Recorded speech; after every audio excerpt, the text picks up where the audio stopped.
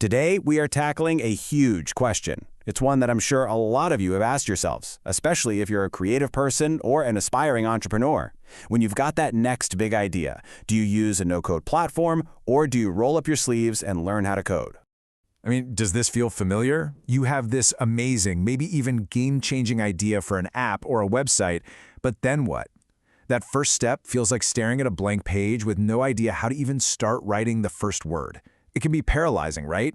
Well, don't you worry, because we are going to break it all down for you. First, we'll get into what no-code even is. Then, we'll look at traditional coding. We'll put them head-to-head in a showdown.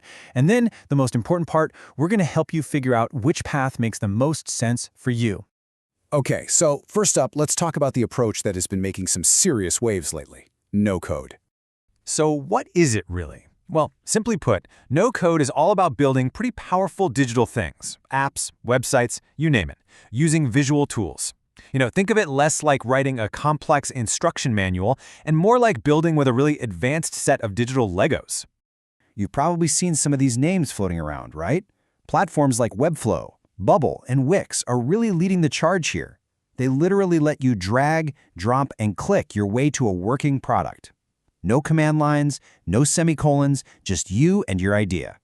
So who is this really for? Well, no-code is an absolute game changer for beginners. The development speed is just incredible. We're talking days or weeks instead of months. And a huge plus, the initial cost is way lower than hiring a team of developers. All right, so that's no-code. Now let's switch gears and talk about the other side of the coin, the traditional path, good old-fashioned coding. So coding is essentially the art of talking directly to a computer in a language it understands. You learn these specific programming languages to write out a list of instructions that tell the computer exactly what to build and how to behave, down to the tiniest, most specific detail. And when we say languages, we're talking about things like HTML, CSS, JavaScript, and Python. These are the fundamental building blocks of pretty much everything you see and use on the internet. Think of them as the raw materials, the wood, steel, and concrete of the digital world. Now, the biggest advantage here, it's all about control. With coding, you can build anything. I mean, literally anything. You have ultimate power and flexibility. But of course, there's a trade-off. It's a much steeper learning curve. It definitely takes time and real dedication to get good. Okay, so we've met the contenders. Now it's time for the main event. Let's put them side by side and see how they really compare. This table really says it all, doesn't it? When it comes to speed, no-code is the clear winner. It is so much faster. But when we're talking about possibilities, well, coding is completely unlimited, whereas no-code platforms have to work within certain boundaries. So, what this means is that no-code is often the perfect fit for beginners and startups who just need to get an idea out there fast. On the other hand, coding is really the path for someone looking at a long-term tech career or building something super advanced and custom. And that leads us to the heart of it all. This isn't about which one is better in some abstract way. The only question that really matters is this: which one is better for you right now?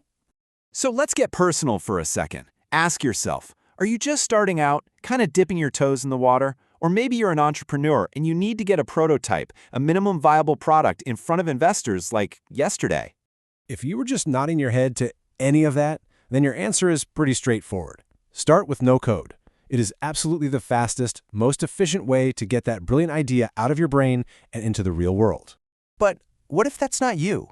What if you're dreaming of a long-term, stable career in the tech world?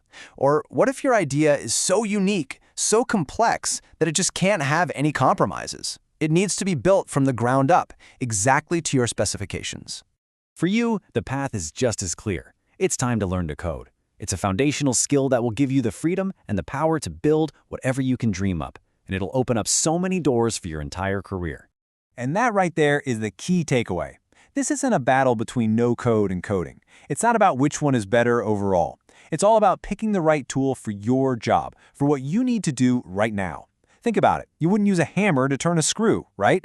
Many of the best pros use both. They'll use no-code to quickly build and test an idea, and then use coding for the final polished product. So there you have it. You have the map, you know the options, you are ready to get started, whichever path feels right for you. So the only question left is, what amazing idea are you going to build first?